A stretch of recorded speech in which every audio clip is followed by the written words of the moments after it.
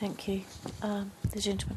Could you give serious thought to light pollution emanating both from shops and also offices near residential areas? Shops, both from shops and from offices. Yeah. Okay. Thank you.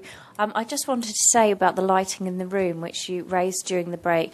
We've tried very hard to have the lighting turned on permanently. It keeps flicking on and off because after 6 o'clock it goes on to the lights dim and they only come on full when you move around. So if you put your hand up a lot to say a lot of comments, the lights should come on.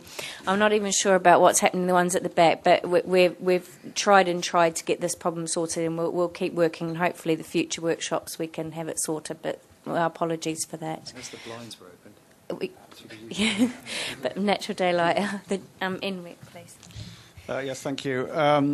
We're very much supportive of the special retail policy area, so that's the first thing to say. I think in terms of the retailers, David Cunningham's comment about the nature and size of units is very apposite, and we actually took a particularly different view to one that suggests that mixing offices and housing and retail in one building is a good thing. For Oxford Street, Bond Street and Regent Street only, we think the focus really, if we're going to be international, world class in 3 years, 5 years, 10 years, then that focus should be around retail.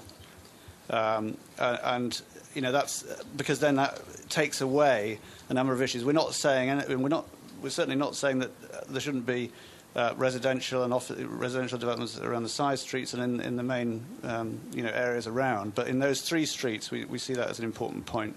And I think it's maybe there's a little bit more work on what the special retail policy area means in planning terms, because you say that it's designated primary shopping frontages where retail growth will be a priority, and I think it's almost the right type of retail growth being the priority, and the right mix, and making sure that we are differentiated. And absolutely, as Mark was saying, Apple, Abercrombie and Fitch, that these are the leading standards that we should aspire to. So we're not saying that you want massive, great floor plates in every part of those 3 streets, but there will be opportunities, and there will be a need for some imaginative thinking around the opportunity area, especially at the end of Tottenham Court Road, and a sort of champion and vision to make that happen, which is actually pretty hard because of the multiple ownerships and the prevailing planning sort of conditions and the conservation area and all the rest of it. So I think that's a critical point for us. Okay, thank you. Gentleman at the back. Picking up also on a couple of points that have been made, Regent Street, I think, is now a triumph. I think it's an absolute delight over what it was in former years.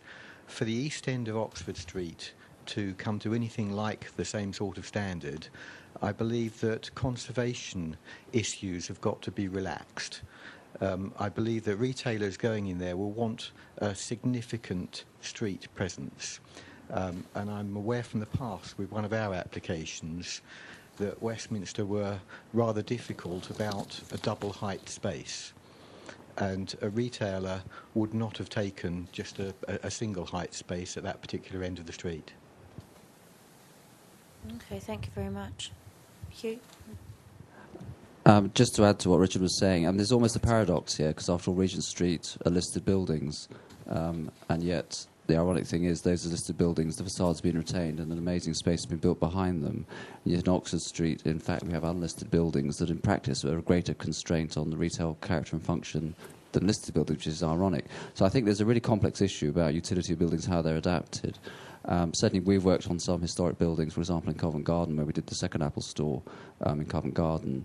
And again, it was so difficult to try and resolve this issue between some of the heritage and the retail function issues. I know there's a balance to be struck, but I think to help the retailers work it through is terribly important as a partnership. The other thing I'd just say quickly is the streets that have changed the most are things like Mount Street, Regent Street, Marylebone High Street, Elizabeth Street, where you have a lot of control. And so how the City Council works with owners on control, I think it's a very complex issue, but I think some more partnership working might help towards that. Okay, thank you. Councillor. I wanted to make 2 points. The first is that the thing which I think is most valuable for particularly the West End shopping is variety. And I don't just mean variety between individual stores, but the diversity between the large department stores along Oxford Street and the presence of small areas like Marylebone High Street, perhaps, where we've got smaller footprint and perhaps more independent stores. And I think getting that balance between the two puts us in a uniquely interesting position compared to other competing retail areas. The second, and I think we'll touch on this in some other questions, but it's not just about retail, it's about how do people get around, shoppers get around, how do they grab something to eat, how do they sit down and take a rest or grab a coffee. And so in order for Westminster's retailing offer to be expanded or protected, we need to make sure that we are joined up with these other things which are supporting retail usage and shoppers. Thank you. I would.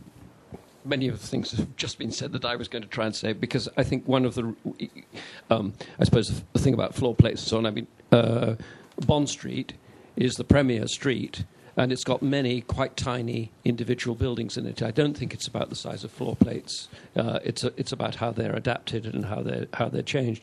But the public realm in Tottenham Court Road at the moment is, well, to use a bad word, is crap. And it doesn't encourage people, even I think if you were to have a building of the, or a conversion of the quality of the Apple store there, I still don't think you would attract lots of people into that area at the moment, because everything, on the day it rains, you get wet feet. The whole thing is a mess at the moment, and I think that it has to be a very joined up, very balanced mix of heritage, some new buildings maybe, some changes.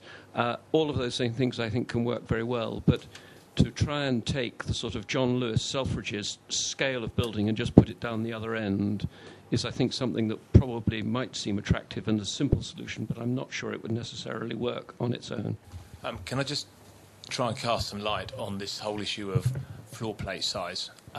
If you look at Regent Street and Bond Street, Regent Street particularly was very fortunate in that although the uses had fallen into inappropriate uses, should we say, sort of travel agents, tourist offices, etc., the actual size of the buildings worked incredibly well for the retailers that the Crown Estate targeted. So there was a natural fit, and it just needed a rejigging of the tenant mix policy. Slightly more complicated than that, particularly on the west side, where some development was required.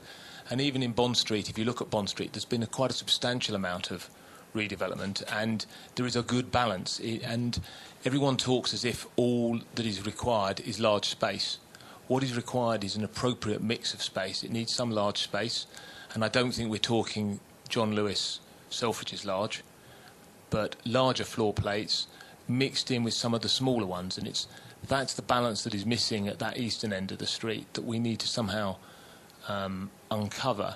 The only other bit, and I'm not an expert on this, but I get pulled into it quite a lot, when retailers landlords are looking to get planning consent along Oxford Street, one of the things that I always think is ridiculous is, although not much of it's listed, it sits in a whole host of different conservation areas, all of which mean totally different things to their conservation areas. And Oxford Street is either the northern or the southern boundary of, someone who will probably be able to tell me, but a number, 7, 8 conservation areas. So you get some very inappropriate pressures when you're trying to create space for what should be, the whole of it should be